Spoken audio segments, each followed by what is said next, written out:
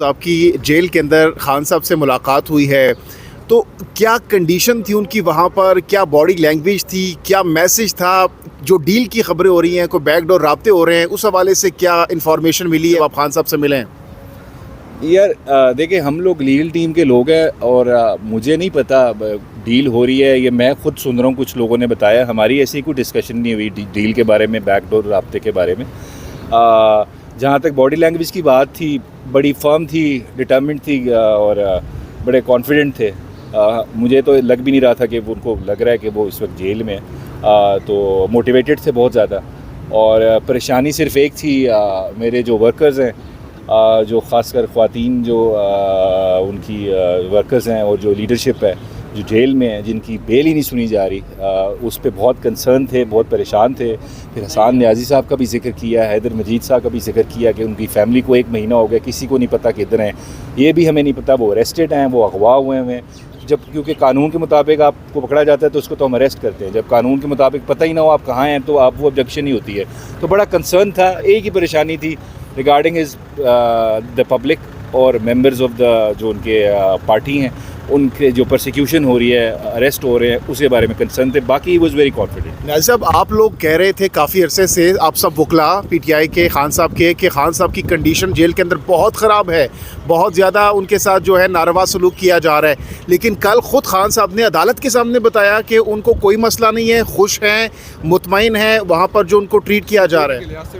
देखिए, मैंने तो ऐसी कोई स्टेटमेंट नहीं दी। मैं तो अभी लंदन में था। मैं तो कल पहली दफ़ा मुलाकात हुई, जैसे मैं पहुंचा तो मिला हूँ। मुझे फ़िज़िकल उनकी अपीयरेंस तो बिल्कुल ठीक लगी। मुझे ये भी उन्होंने बताया वो एक्सरसाइज कर रहे हैं और ही इज़ फाइन। हाँ, फैसिलिटीज़ वहाँ पे जो एक एक्स-पीएम को देनी चाहिए वो नहीं है, बिल्कुल सेटिस्फैक्ट्री नहीं है। बहुत उसमें कमियाँ कोताहियाँ हैं, शॉर्ट कमिंग्स हैं, लेकिन he is coping with it और कोपिंग वेल। अब एक चीज़ कहना कि हालात बुरे हैं, कंडीशन बुरी है, उस पर मैं डिस्प्यूट नहीं कर रहा, वो बुरी है उस जेल की, लेकिन how he is handling that is different issue. वो बड़ा अच्छा हैंडल कर रहे हैं क्योंकि ही इज़ अ फाइटर। और एक मैं आपको एक बात भी जो बता दूं, मुझे एक पुलिस वाले ने वहाँ पे नाम नहीं बता सकता, लेकिन वहाँ पे एक बंदा था जेल में, उसने कहा हमने इतना टफेस्ट पॉलिटिकल प्रिजनर अपनी ज़िंदगी में नहीं देखा। बड़े अरसा हो गया, 20 साल हो गए हमें जेल के अंदर, लेकिन इतना टफेस्ट पॉलिटिकल लीडर हमने नहीं देखा। He is very tough, he is in a good condition due to his mental toughness और फिज़िकल टफनेस, लेकिन फैसिलिटीज़ बिल्कुल सेटिस्फैक्ट्री नहीं है। उस पर बहुत सारे सवाल आते हैं। एक सदर मुमलिकत के लिए उन्होंने एक पैगाम था कि इंतखाबात की डेट दीजिए, तो टेक्निकली अगर कानूनी पहलू में देखा जाए, सदर मुमलिकत ने जो डेट के हवाले से तजवीज़ दी है, क्या उन्हें देनी चाहिए थी और इस पर लीगल स्टैंड क्या है, क्या इख्तियार है? लास्ट मीटिंग जो हमारी हुई है, मैं अकेला नहीं था, 8 वकला थे, तो मुझे एड्रेस करके उन्होंने बोला कि डेट दी है, नहीं दी। मैंने कहा अभी तक नहीं दी। तो मैंने कहा क्यों नहीं, उनको देनी चाहिए। आइन में ही इज़ ऑब्लिगेटेड कि वो 90 दिन के अंदर की डेट प्रोवाइड करें। तो मैंने कहा आपने कुछ इस पर स्टेटमेंट देनी है, तो ही सेड कि हाँ बिल्कुल कैटेगोरिकली कह दो। मैं डिमांड करता हूँ कि सदर आरिफ अलवी 90 दिन के अंदर की डेट दें। ये जो पैगाम मिला था वो बाहर आके मैंने बोल दिया, लेकिन अलवी साहब ने मुझे तो वो समझ नहीं आई वो लिखा गया है, क्योंकि उसमें तजवीज़ भी नहीं है, तजवीज़ वर्ड गलत है। तजवीज़ में तो आप एटलीस्ट कह दे तो ये तारीख मुझे लग रही है ठीक। उन्होंने उसमें तजवीज़ उन्होंने बताया है कि 90 दिन इस दिन पूरे हो रहे हैं, बाकी आप लोग अपनी मर्ज़ी से मिलजुल के डिसाइड कर लें, अगर नहीं होता तो सुप्रीम कोर्ट चले जाएँ। लेकिन मुझे वो लेटर, वो कहते हैं ना टुथलेस किस्म का एक लेटर लग रहा है, उसका ना कोई फ़ायदा ना कोई नुकसान है। मेरे नज़र में तो नुकसान है, क्योंकि अब इलेक्शन कमीशन को बहाना मिल गया कि जी president is not obligated under the law, उसके पास पावर नहीं है डेट देने की, हम खुद ही देंगे और वो उसको आगे बढ़ाना चाहें, it's up to them. Surrender किया है सदर मुमलिकत ने। तो वर्ड डिफरेंट है, बल्कि सरेंडर अगर आप इसको पॉलिटिकल वर्ड्स में देखें तो इट्स अ सरेंडर, लेकिन लीगल लैंग्वेज में अपनी पावर डेलीगेट कर दी है, जो आप नहीं कर सकते। आइन में जिसको पावर दी गई है कुछ करने की, वो ही करेगा। Delegation of power bye an authority is legally untenable हो नहीं सकता। इमरान खान के हवाले से केसेस क्या चल रहे हैं और क्या उन्हें ज़मानत मिल सकती है? दूसरा, अटक जेल की क्या तफसील है उनकी, जो वकला मुलाकात कर रहे हैं? देखिए, पहला तो आपका जो सवाल है उनके केसेस क्या चल रहे हैं, केसेस तो अब मेरे ख्याल से उनको ख़ुद भी नहीं पता कि उनके ऊपर कितने केसेस हैं, ना कि कोई एक वकील बता सकता है कि कितने केसेस हैं।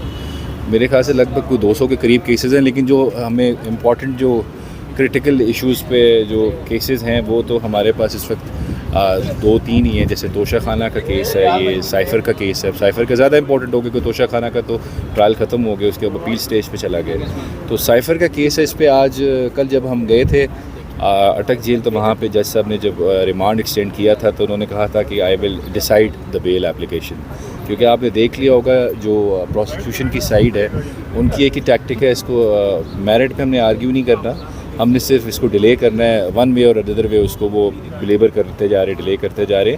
और आज भी आपने देख लिया there is no one here, लेकिन जज साहब वाज काइंड इनफ कि उन्होंने उनको 10:15 का टाइम दिया और उन्होंने कहा मैं केस स्टार्ट कर दूंगा, आई विल डिसाइड इट। और अगर इसको डिसाइड कर दें मेरे ख्याल से तो टेंटेटिव असेसमेंट बेल स्टेज पे तो टेंटेटिव असेसमेंट ही होती है, उसके हिसाब से तो there is nothing incriminating against Imran Khan. और ये पूरा साइफ़र का केस, तोशा खाना का केस अगर मजाक था तो साइफ़र वाला जो है वो एक बहुत बड़ा मजाक है।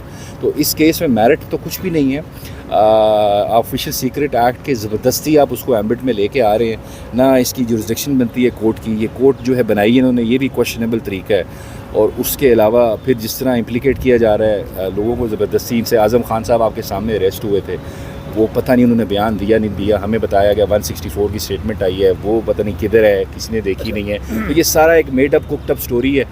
ये जब अभी तो हमें नहीं पता, हमें उम्मीद है इसी अदालत में इसका बेल हो जाए और फिर काम तमाम हो जाए, लेकिन जब भी हायर फॉरम्स पे जाएगी बात तो ये जो केस होगा पाकिस्तान की जुडिशल हिस्ट्री में एक गंदा होंडा किस्म का केस होगा, हिस्ट्री में उसको याद